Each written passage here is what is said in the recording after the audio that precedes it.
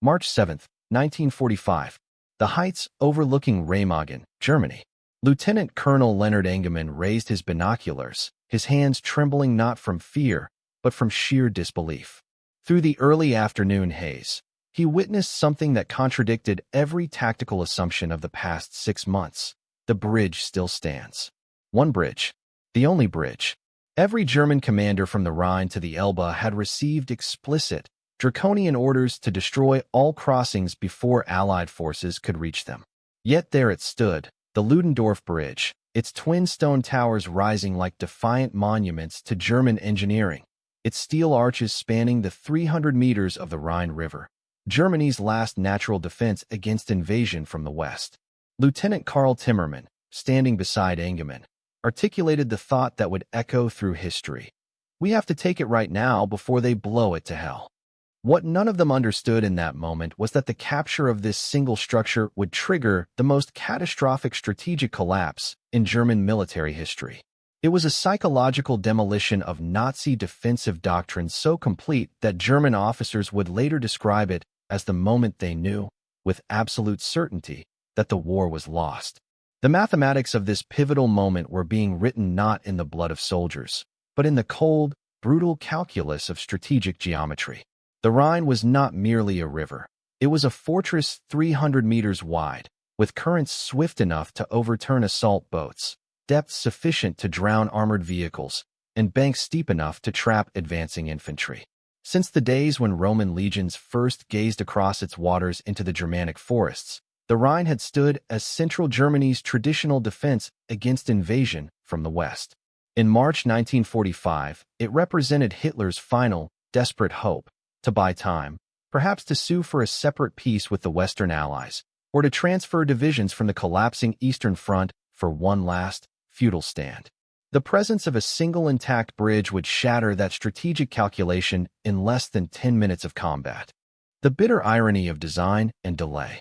The context of this catastrophe had begun building months earlier. The Battle of the Bulge, Hitler's last major offensive in the West, had ended in disaster by late January 1945. What German propaganda had heralded as a decisive counteroffensive had instead consumed the Wehrmacht's last mobile reserves.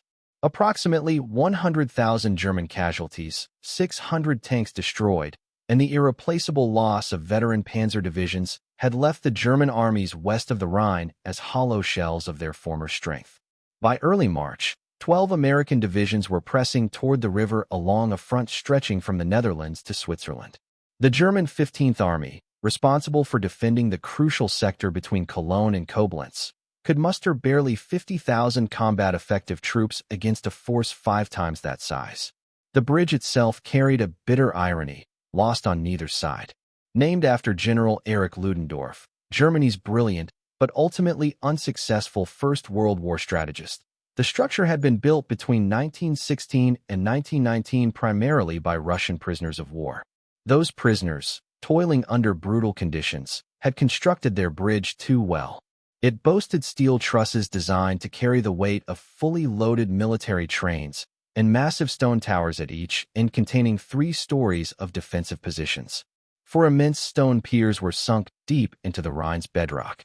Original specifications had called for demolition chambers built directly into the structure, cavities designed to hold explosives so the bridge could be destroyed before falling into enemy hands. However, the French occupation forces after World War I had filled those cavities with concrete.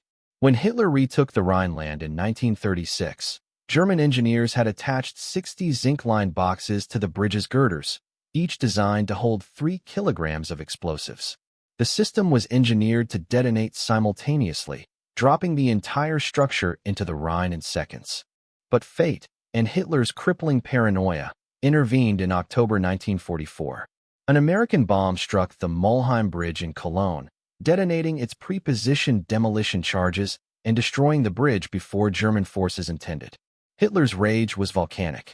He ordered the immediate court-martial of the officers responsible and, in a fit of fury, demanded that all demolition charges on Rhine bridges be removed and stored nearby. New orders specified that charges could only be replaced when Allied forces came within 8 kilometers, and bridges could only be destroyed by written order from sector commanders. This policy created a nightmare scenario for German officers: blow a bridge too soon and face court-martial for destroying vital retreat routes. Wait too long and face execution for allowing strategic infrastructure to fall into enemy hands. This psychological pressure paralyzed German decision-making at precisely the moment when decisive action was most critical. The American spearhead and German disarray. The American advance toward Remagen, codenamed Operation Lumberjack, was a modest name for what would become one of the most consequential movements of the entire war. The operation's primary objectives were the capture of Cologne and Koblenz, two ancient cities controlling vital Rhine crossings. The American First Army, under Lieutenant General Courtney Hodges, drove eastward through the Eifel region, facing German resistance that had degraded from organized defense to ragged, desperate delaying actions. German commanders had no illusions about stopping the American advance. Their orders were simply to delay, to buy time for more troops to retreat across the Rhine before the bridges were blown. Major General John Leonard's 9th Armored Division, nicknamed the Phantom Division, because German intelligence repeatedly reported it destroyed only to encounter it again days later, led the American spearhead. The morning of March 7th began with thick fog blanketing the Rhine Valley. German command chaos had reached levels that would have been considered impossible in the Wehrmacht of 1940. General Edwin von Rothkirch, commander of the 53rd Corps responsible for the Remagen sector, had accidentally wandered into American lines on March 6th and been captured. His replacement, General Richard von Bothmer, could not reach Remagen because American units had already cut the roads. At 1 o'clock in the morning on March 7th, General Otto Hitzfeld of the 67th Corps was informed that he now bore responsibility for defending the Ludendorff Bridge, despite being 64 kilometers away and having never seen the structure. Hitzfeld immediately dispatched his adjutant, Major Hans Scheller, to take command of the bridge defense.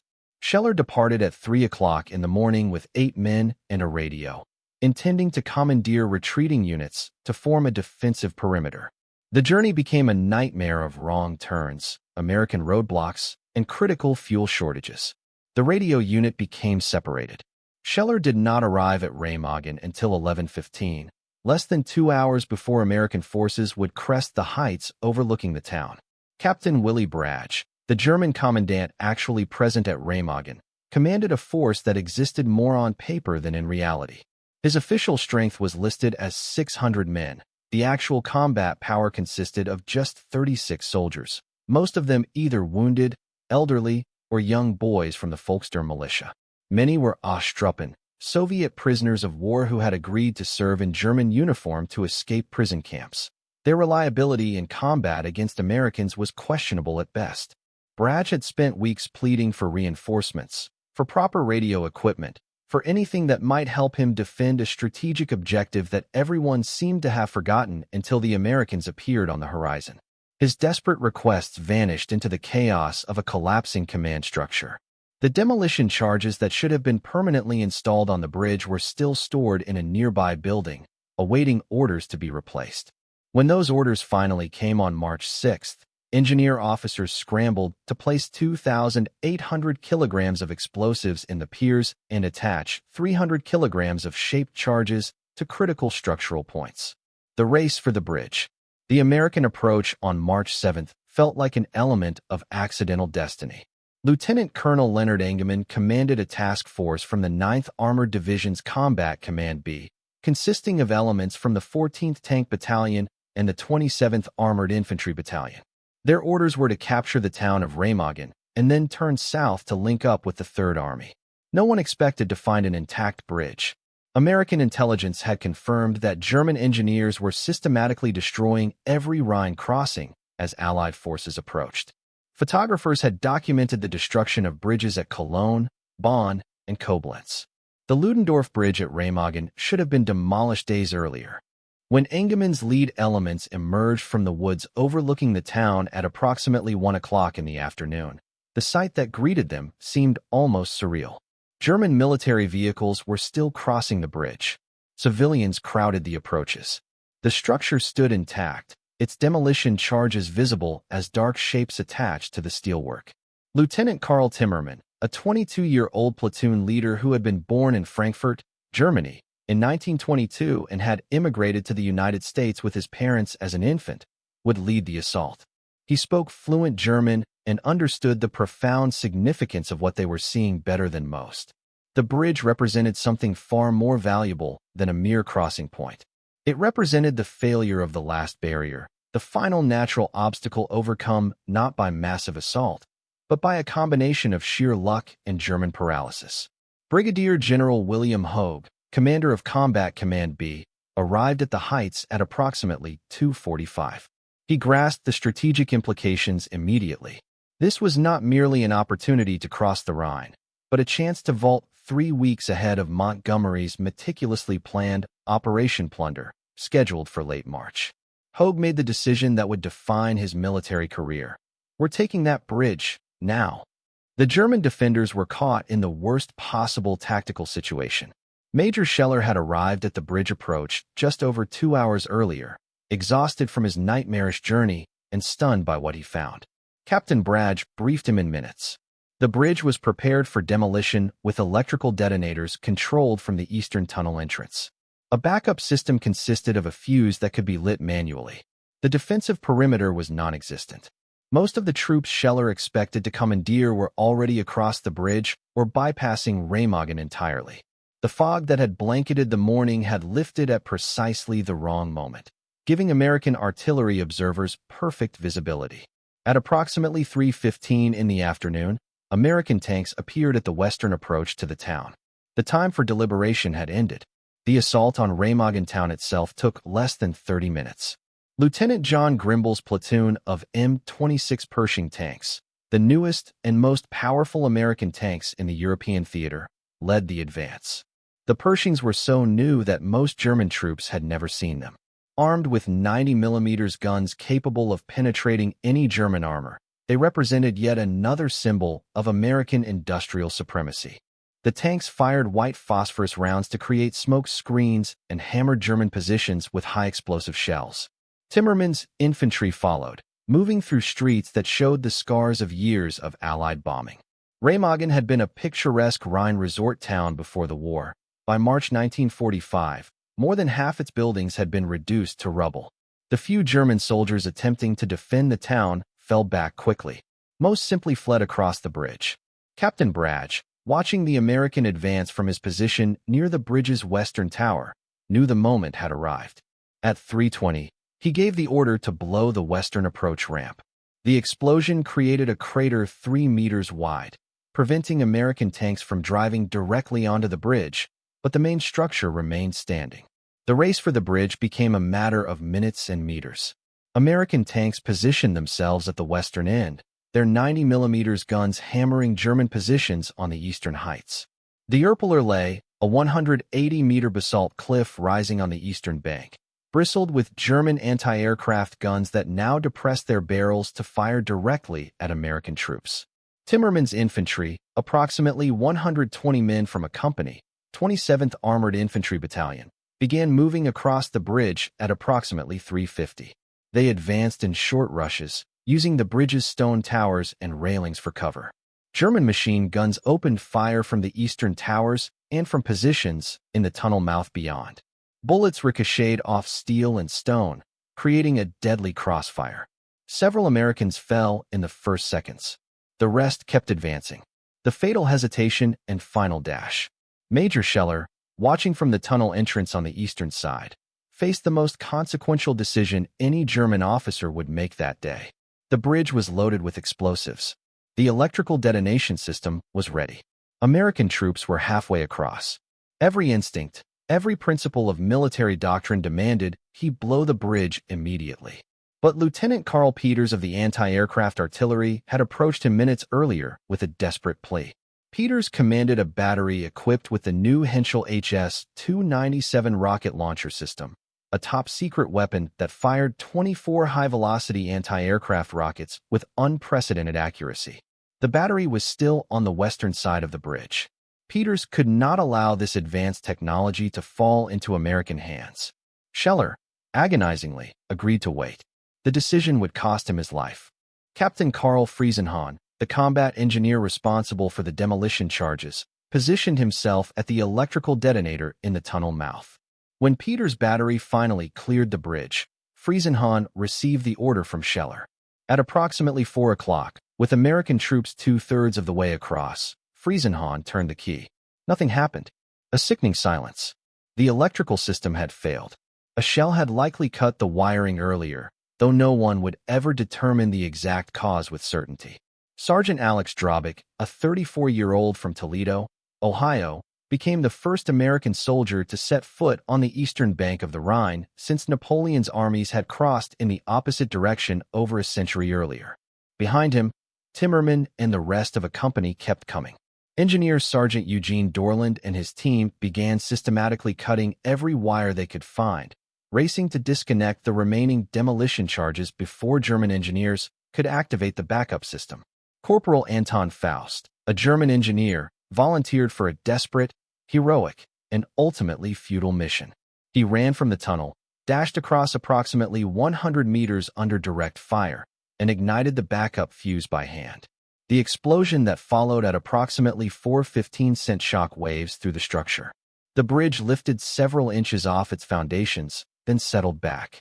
Smoke and debris filled the air. American soldiers on the bridge were thrown to the deck. But when the smoke cleared, the structure still stood. The main steel arches had been damaged, but remained intact. The 6-inch sag in the roadbed was traversable. The bridge held. The race was over. The Americans had won. The roar of victory and the whimper of defeat. The immediate aftermath was chaos, controlled by training and sheer determination.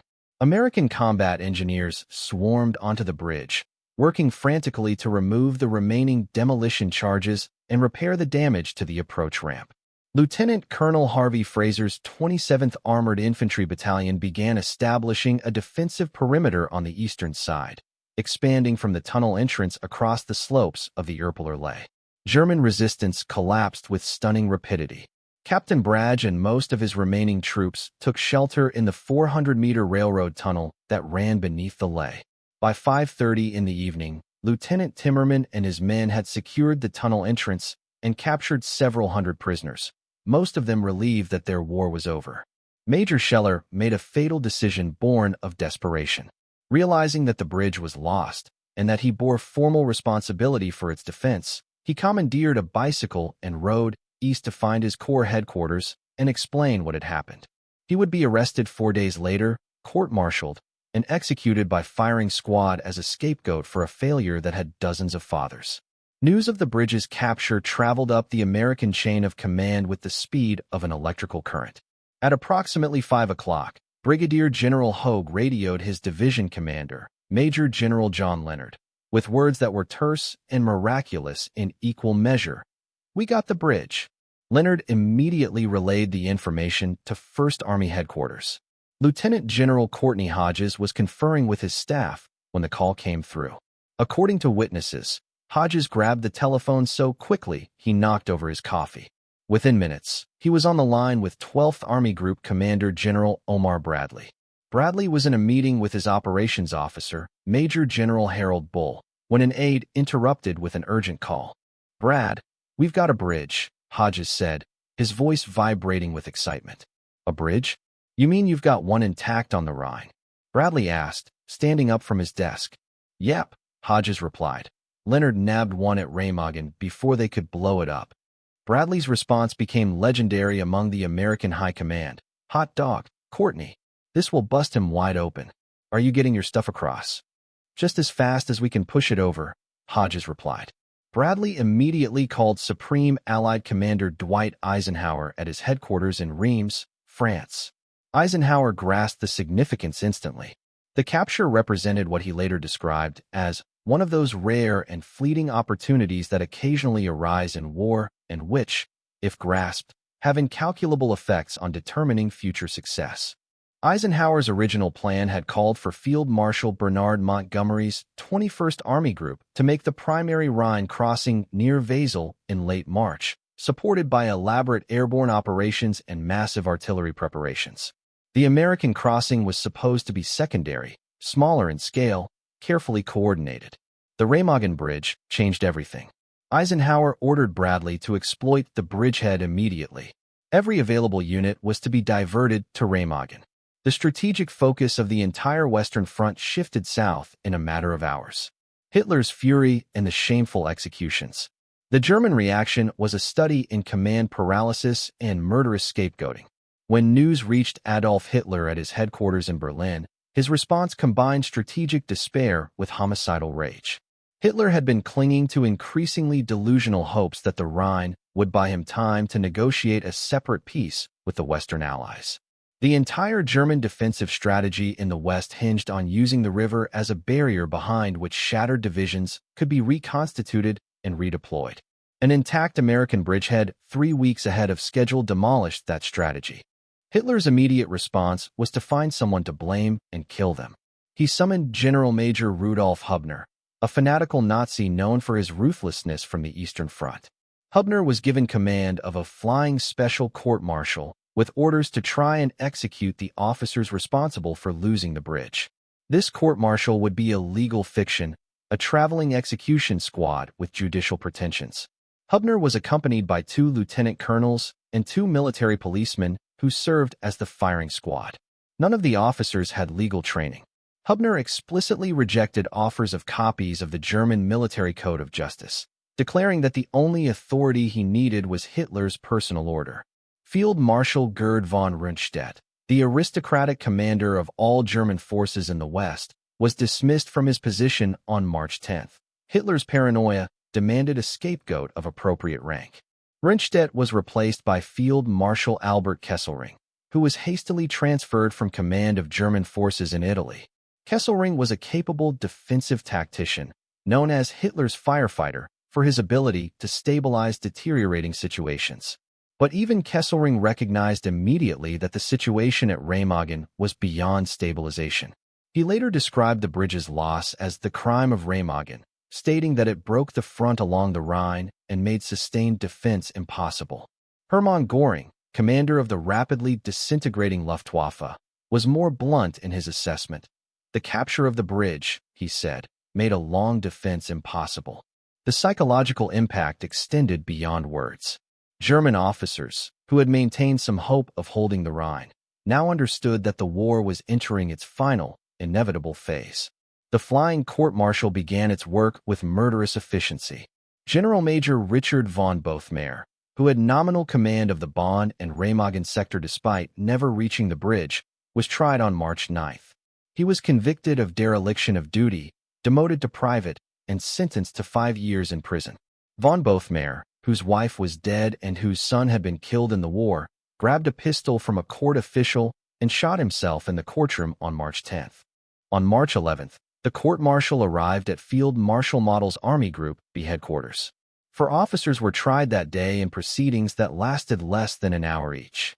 Major Hans Scheller was convicted of failing to blow the bridge, despite having arrived only 2 hours before the American attack and having done everything humanly possible under impossible circumstances. Lieutenant Karl Peters was convicted of allowing his secret rocket launcher to fall into American hands, despite having pleaded for time to get his equipment across. Major August Kraft and Major Herbert Strobel, combat engineers who had laid the original charges days earlier and were 60 kilometers away when the bridge was captured, were convicted of insufficient preparation of the demolition system. All 4 men were sentenced to death. The executions were carried out on March 14, 1945, in the forests near the small villages of Rimbach and Oberbach. The 4 officers were led into the woods, forced to kneel, and shot in the back of the neck. They were buried in unmarked shallow graves where they fell. Captain Willy Bragg, who had actually commanded the bridge defense and had done more than anyone to prepare its demolition, was tried in absentia and also sentenced to death. But Bragg was already an American prisoner, captured in the tunnel on March 7. Captain Karl Friesenhahn, the engineer who had actually attempted to detonate the charges, was also in American custody. Friesenhahn was tried in absentia and, in a rare moment of judicial rationality in the proceedings, acquitted. Field Marshal Model personally endorsed the executions and ordered that news of them be distributed to every unit in the German military as a stark warning. The message was chillingly clear. Failure would be punished with death, regardless of circumstances. The torrent across the Rhine. While German officers were being executed for losing the bridge, American forces were pouring across it in numbers that grew by the hour. The Ludendorff Bridge itself remained standing, but was clearly damaged. Engineers worked around the clock, shoring up weakened sections and repairing the approach ramp. A combat engineer battalion erected lights for nighttime traffic. Military police directed the torrent of men and vehicles. Within 24 hours of the capture, more than 8,000 American troops had crossed into the bridgehead on the eastern bank. Tank companies, artillery batteries, infantry battalions, all flowing across the only intact Rhine bridge between Switzerland and the North Sea. But the Americans knew the bridge could collapse at any moment. Combat engineers began construction of tactical bridges immediately. By March 9th, 48 hours after the capture, the first tactical bridge was completed, an M1940 aluminum alloy treadway bridge erected just north of the Ludendorff Bridge. Work began immediately on a second pontoon bridge. The American plan was to make the bridgehead irreversible, regardless of what happened to the original structure. The German response to the bridgehead was everything Hitler's strategic reserves could muster, which by March 1945 meant a collection of ad hoc battle groups thrown together from shattered divisions and rear echelon units. The Luftwaffe, reduced to a shadow of its former strength, launched repeated air attacks against the bridge. Over the next 10 days, American intelligence counted 367 separate German air sorties targeting the Remagen area. The Americans responded by assembling the largest concentration of anti-aircraft artillery in the European theater. 5 anti-aircraft battalions with hundreds of guns created an impenetrable defensive box around the bridge. The anti-aircraft battles became some of the most intense of the entire war. American gunners claimed to have shot down more than 100 German aircraft in the 10 days following the bridge's capture. The Germans employed their newest technology in desperate attempts to destroy the bridge. Arado AR-234 jet bombers, the world's first operational jet bombers, attacked in diving runs that exceeded 800 kilometers per hour. The jets were nearly impossible to intercept, but their bombing accuracy at high speed was poor. Most of their bombs missed the bridge. The Germans also deployed the Messerschmitt Me-262, the world's first operational jet fighter. These aircraft, faster than anything the Allies could field, represented German technological innovation at its peak. But technology could not overcome the fundamental problem. There were too few aircraft, too little fuel, too few experienced pilots. The German air attacks inflicted casualties and damage, but failed to destroy either the original bridge or the tactical bridges being erected alongside it. Hitler personally authorized the use of V-2 rockets against the bridge, marking the first and only time these strategic weapons were employed against a tactical target. The V-2, a ballistic missile that reached speeds exceeding 5,000 kilometers per hour, was designed to terrorize London, not to hit precise military targets. 11 V-2s were launched at Remagen from launch sites in the Netherlands, 130 kilometers away. The rockets killed a handful of American soldiers and an unknown number of German civilians in nearby towns. Not one hit the bridge. The Germans sent frogmen down the Rhine, 7 naval demolition specialists wearing Italian-made underwater breathing apparatus. The Americans detected them using canal defense lights, a secret technology that projected intense beams across the water surface. All 7 frogmen were killed or captured. The Germans floated explosive-laden boats down the river, mines disguised as logs, and even deployed the Karl, a 600 mm super-heavy siege mortar that fired shells weighing over 2 tons. The Karl was one of the largest artillery pieces ever built. Its shells could demolish fortifications in a single hit, but the weapon's accuracy was limited, and moving it into position took days. The few shells that were fired at the bridge missed. The psychological impact of all this German effort was the exact opposite of what Hitler intended. Every failed attack on the bridge reinforced American morale while starkly demonstrating German desperation. American soldiers fighting in the bridgehead understood they were witnessing the death throes of the Wehrmacht. German soldiers understood it too. Prisoners captured in the bridgehead expressed palpable relief that their war was over. Many had been expecting orders to counterattack the bridge, orders they knew would be suicide missions. The American presence across the Rhine destroyed whatever hope remained that Germany could avoid total defeat. The collapse and the end of a war. The strategic calculations were brutally simple. With American forces already across the Rhine in strength, the river had ceased to function as a defensive barrier. Every German division deployed to contain the Remagen bridgehead was a division unavailable to defend against the massive Allied crossing operations planned for late March. The German defensive front was being pulled apart by forces it could no longer contain. Major General Karl Wagner, Chief of Staff to Field Marshal Walter Model, later provided the most concise German assessment of Remagen's strategic impact. Wagner stated in post-war interrogations, "The capture of the bridge signaled the end of the war for Germany." He added, "The Remagen affair caused a great feeling of guilt and shame among the German command. It demonstrated that the Allies now had complete initiative and that German forces could only react, never seize the advantage." The failure to destroy the bridge symbolized the complete breakdown of German command and control, the inability to execute even basic military operations. 4 German officers trained in the Prussian tradition of military excellence. This failure cut deep. It was not merely a tactical defeat, but a moral collapse, proof that the Wehrmacht that had conquered Europe in 1940 had disintegrated beyond recognition. The Ludendorff Bridge finally collapsed on March 17 at approximately 3 o'clock in the afternoon. The structure had stood for 10 days under conditions no engineer had ever anticipated. American traffic had been continuous, thousands of vehicles crossing and recrossing. German artillery had scored direct hits and near misses. Air attacks had caused cumulative damage. The vibrations from nearby explosions had stressed metal fatigued by decades of use, and the failed German demolition attempt on March 7. Witnesses reported hearing rivets popping like gunshots in the minutes before the final, thunderous roar.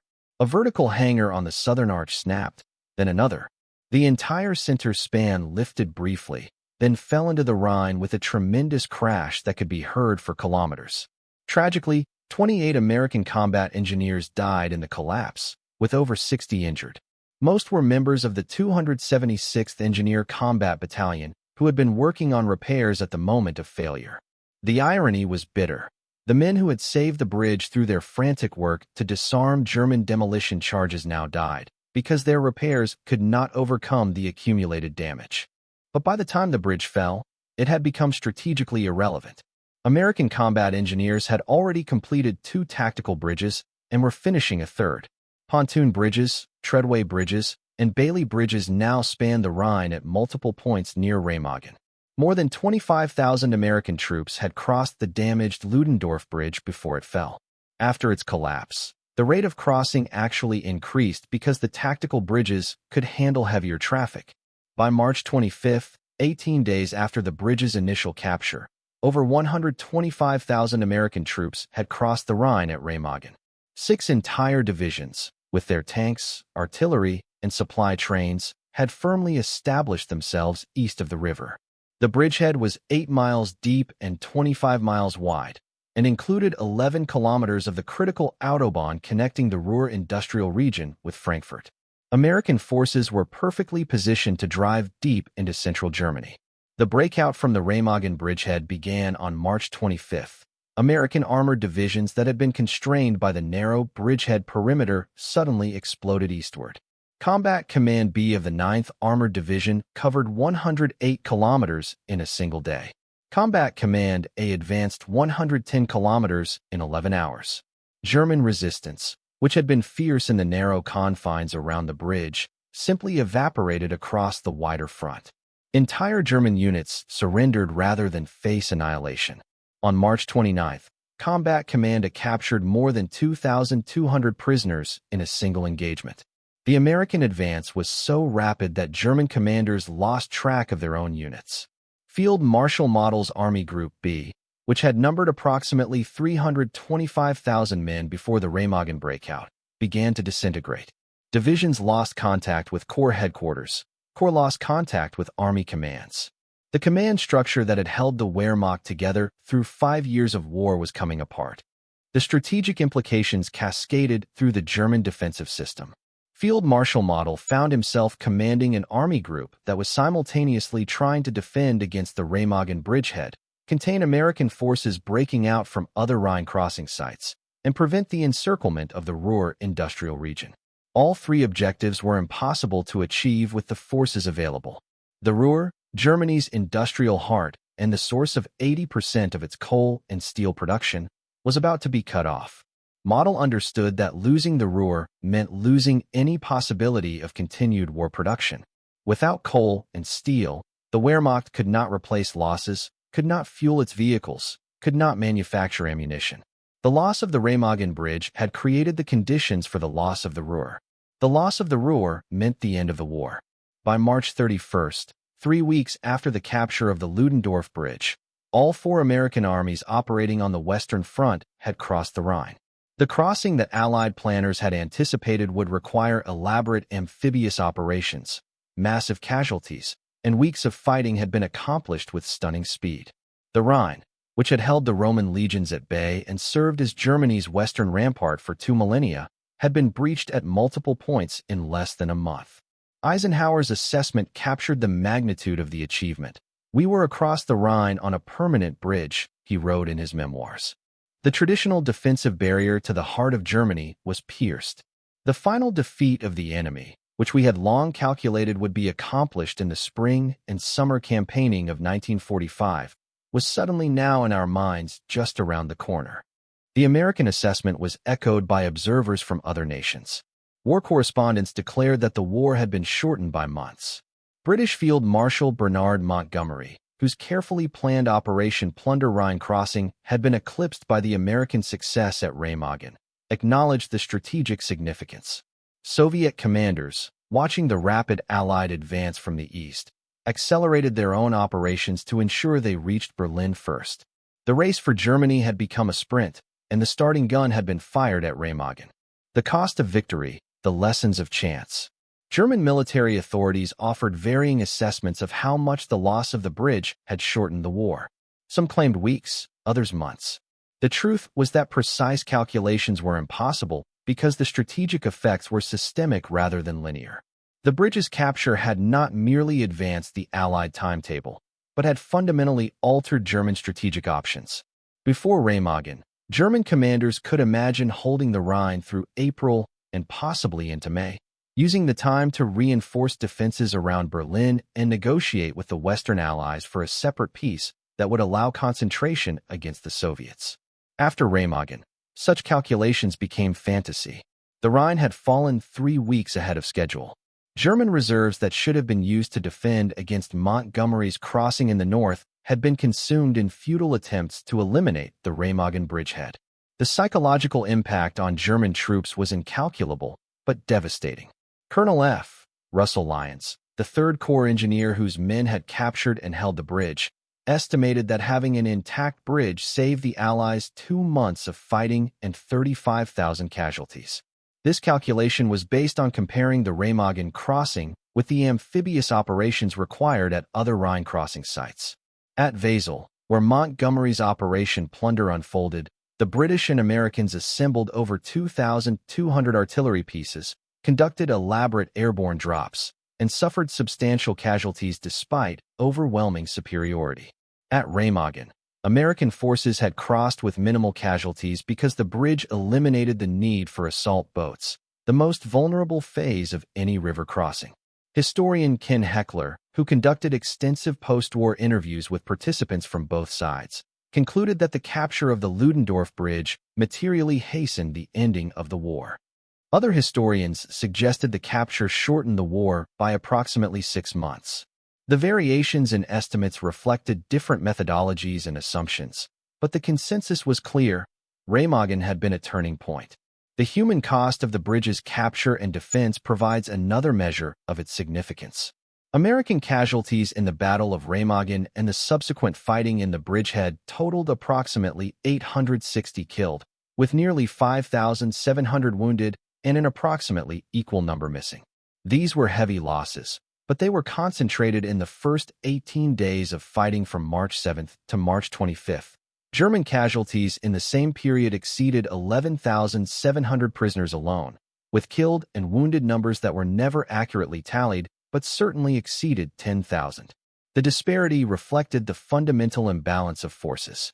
The Americans had air superiority, artillery superiority, armored superiority, and the psychological advantage of knowing they were winning. The Germans had orders to counterattack that they could not fulfill, equipment that was breaking down, and the growing certainty that the war was lost.